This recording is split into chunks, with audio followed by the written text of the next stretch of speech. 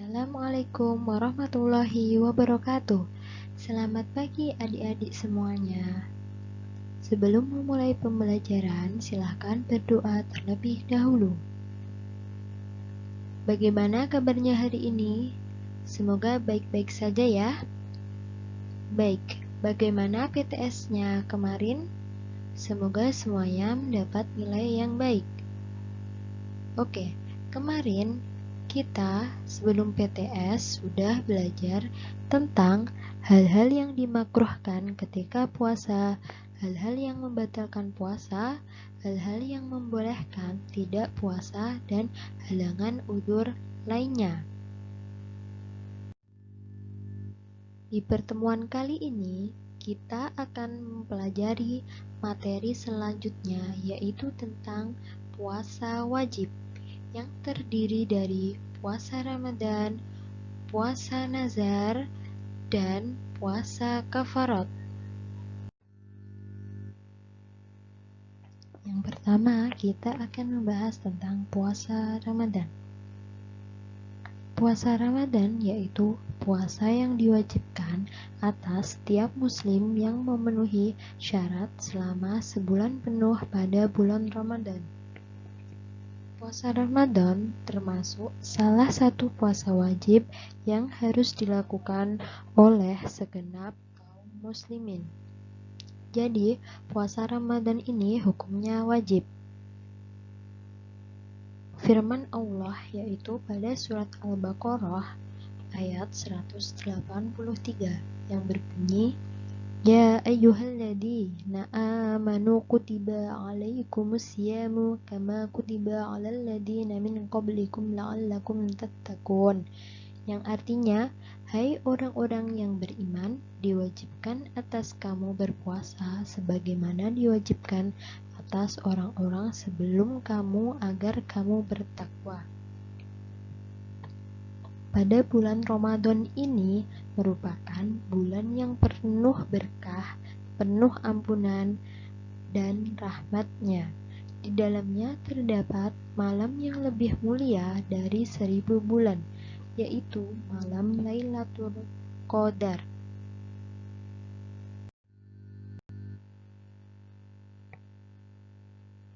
Cara menentukan awal dan akhir Ramadan. Tahukah kalian bagaimana cara menentukan awal dan akhir bulan Ramadan? Untuk itu, marilah simak penjelasan di bawah ini. Yang pertama yaitu ru'yatul hilal, yaitu dengan cara memperhatikan terbitnya bulan di hari ke-29 bulan Sya'ban. Pada sore hari saat matahari terbenam di ufuk barat. Apabila saat itu nampak bulan sabit meski sangat kecil dan hanya dalam waktu yang singkat, maka ditetapkan bahwa mulai malam itu umat Islam sudah memasuki tanggal 1 bulan Ramadan. Jadi, bulan Sya'ban umurnya hanya 29 hari, bukan 30 hari. Maka ditetapkan untuk melakukan ibadah Ramadan seperti salat tarawih, makan sahur, dan mulai berpuasa. Firman Allah Subhanahu wa ta'ala, "Faman syahida minkumus syahra falyasumhu," yang artinya, barang siapa di antara kamu melihat bulan itu, maka hendaklah ia berpuasa pada bulan itu. Quran Surat Al-Baqarah ayat 185.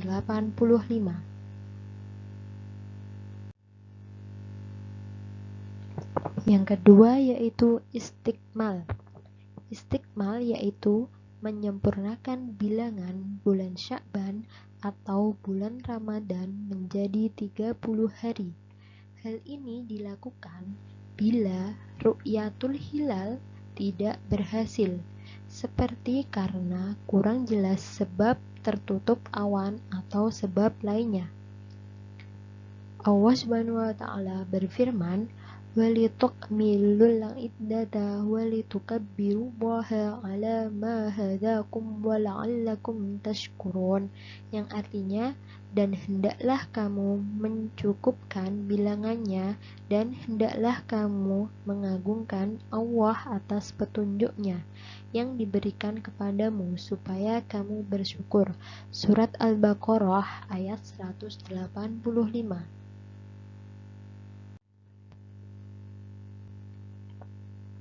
Yang ketiga yaitu hisab. Hisab secara harfiah merupakan perhitungan. Hisab yaitu memperhitungkan peredaran bulan dibandingkan dengan perbedaan matahari. Dalam dunia Islam, hisab sering digunakan dalam ilmu falak atau astronomi untuk memperkirakan posisi matahari dan bulan terhadap bumi. Posisi matahari menjadi penting karena menjadi patokan bagi umat Islam dalam menentukan masuknya waktu sholat. Sementara posisi bulan diperkirakan untuk mengetahui terjadinya hilal sebagai penanda masuknya periode bulan baru dalam kalender Hijriah. Hal ini sangat penting terutama untuk menentukan awal Ramadan saat orang muslim mulai berpuasa, awal Syawal atau Idul Fitri, serta awal Dzulhijjah saat jamaah haji wukuf di Arafah, yaitu pada tanggal 9 Dzulhijjah dan Idul Adha pada tanggal 10 Dzulhijjah.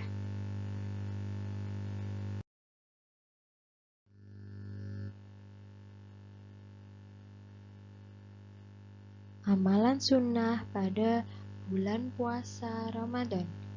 Yang pertama yaitu sholat tarawih. Tarawih dalam bahasa Arab adalah bentuk jamak dari tarwihatun yang diartikan sebagai waktu sesaat untuk istirahat. Waktu pelaksanaan sholat tarawih ini adalah setelah sholat isya, biasanya dilakukan secara berjamaah di masjid. Sholat tarawih merupakan salah satu sholat sunnah malam yang hanya dapat dilaksanakan di bulan Ramadan. Yang kedua yaitu sholat witir. Sholat witir adalah sholat sunnah yang dikerjakan pada waktu malam hari antara setelah waktu isya dan sebelum waktu sholat subuh dengan rakaat ganjil.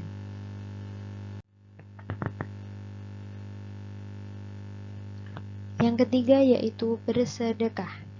Jika mendapat rezeki yang berlebih, sedekahkan kepada orang lain yang sedang berpuasa atau mengajak mereka untuk berbuka bersama.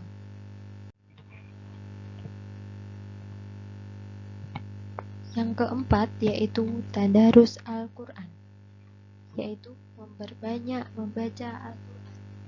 Dapat dilakukan di pagi hari, siang hari, maupun malam hari.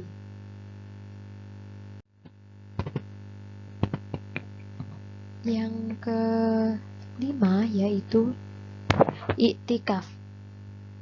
Iktikaf di masjid untuk beribadah. Iktikaf adalah berdiam diri di masjid untuk beribadah kepada Allah Subhanahu wa Ta'ala.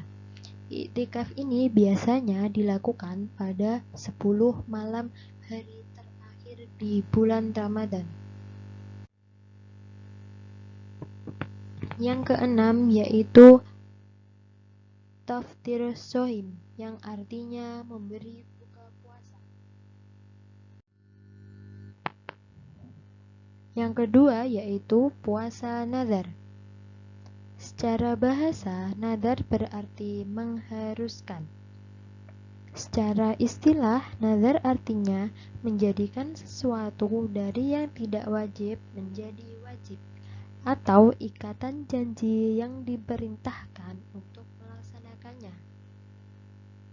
Jadi, puasa nazar adalah puasa yang telah dijanjikan oleh seseorang karena mendapatkan sesuatu kebaikan. Hukum puasa nazar. Hukum puasa nazar ini yaitu wajib. Dalil hadis dari sabda Nabi SAW yang menerangkan bahwa puasa nazar hukumnya wajib, yang berbunyi riwayat Al-Bukhari, man nazar an yuti Allahi fal yuti'hu, yang artinya siapa yang bernazar akan menaati Allah SWT, hendaknya dia menepati janjinya. Riwayat Bukhari. Sebab seorang wajib melaksanakan puasa nazar adalah dikarenakan karena seseorang telah berjanji atau nazar untuk mengerjakan puasa baik dengan syarat atau tanpa syarat seperti yang dijelaskan di atas.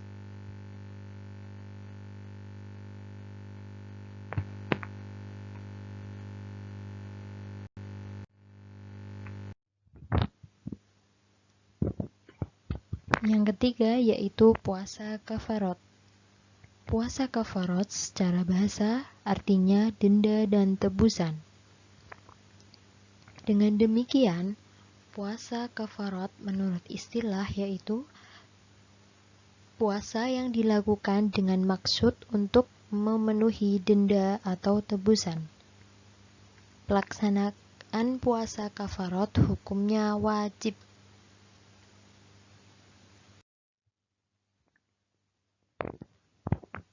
Macam-macam puasa kafarat. Ada beberapa macam puasa kafarat. Di antaranya yang pertama, puasa yang dilaksanakan karena melanggar larangan haji. Puasa yang dilaksanakan karena melanggar larangan haji yaitu bagi orang yang melaksanakan ibadah haji dengan cara tamattu atau qiron, wajib membayar denda berupa menyembelih 1 ekor kambing atau domba. Apabila tidak mampu, dia wajib berpuasa selama 3 hari ketika masih di tanah suci dan 7 hari setelah sampai di tanah kelahirannya. Para ulama sepakat bahwa seseorang yang menunaikan ibadah haji akan dikenakan dam apabila melakukan pelanggaran seperti melakukan haji qiron atau tamattu. Yang kedua, tidak ihram dari miqat. 3, tidak mabit 1 di Musdalifah. 4, tidak mabit 2 di Mina. 5, tidak melontar jumrah. Dan 6, tidak melakukan tawaf wada. Yang kedua yaitu puasa kafarat karena melanggar sumpah atau janji. Apabila seseorang berjanji untuk melaksanakan sesuatu tetapi dia tidak memenuhi, maka dia wajib membayar kafarat, yaitu puasa 3 hari. Apabila ia tidak mampu puasa 3 hari, maka memberi makan 10 orang miskin. Yang ketiga yaitu puasa kafarat karena sumpah zihar. Zihar adalah seorang suami yang menyerupakan istrinya sama dengan punggung ibunya. Jika dia ingin berdamai, maka dia wajib membayar kafarat, yaitu puasa 2 bulan berturut-turut, sesuai dengan firman Allah surat Al-Mujadilah ayat 3-4. Yang keempat yaitu puasa kafarat karena pembunuhan tanpa disengaja. Apabila seseorang membunuh tanpa disengaja, maka ia wajib puasa 2 bulan berturut-turut. Yang kelima yaitu puasa kafarat karena hubungan suami istri di bulan Ramadan dengan sengaja pada saat puasa, yaitu ia wajib berpuasa 2 bulan berturut-turut. Allah Subhanahu wa ta'ala hanya melarang umatnya bersetubuh di siang hari pada bulan Ramadan, sedangkan pada malam hari diperbolehkan. Jadi, barang siapa melakukan hubungan suami istri di siang hari, maka ia wajib membayar kafarat atau denda. Kafarat bagi orang yang melakukan pelanggaran ini ada 3 tingkatan, yaitu yang pertama, membebaskan budak belian. Yang kedua, bila tidak mampu membebaskan hamba sahaya, harus berpuasa 2 bulan berturut-turut. Ketiga, bila berpuasa selama 2 bulan juga tidak kuat, harus memberikan sedekah kepada fakir miskin dengan makanan pokok yang mengenyangkan. Jumlah fakir miskin yang harus disedekahi sekitar 60 orang dan masing-masing 3/4 liter per hari. Nah, itu tadi penjelasan materi pada hari ini. Sebelum saya mengakhiri, mungkin dari kalian masih ada yang belum paham atau ada yang dibingungkan, boleh ditanyakan ke saya.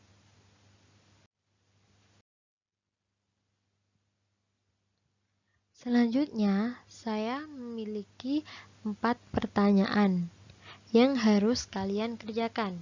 Yang pertama yaitu jelaskan cara menentukan awal dan akhir bulan Ramadan.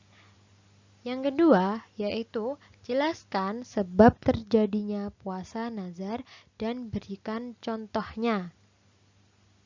Yang ketiga, jelaskan macam-macam puasa kafarat. Dan yang keempat, tulislah ayat beserta artinya yang menerangkan tentang puasa kafarat karena melanggar sumpah atau janji.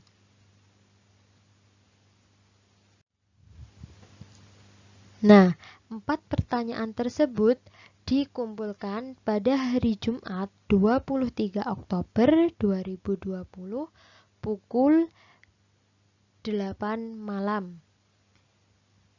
Dikumpulkan melalui WA saya ya. Nah, sekian pertemuan pada hari ini. Semoga mendapat ilmu yang bermanfaat dan barokah. Wassalamualaikum warahmatullahi wabarakatuh.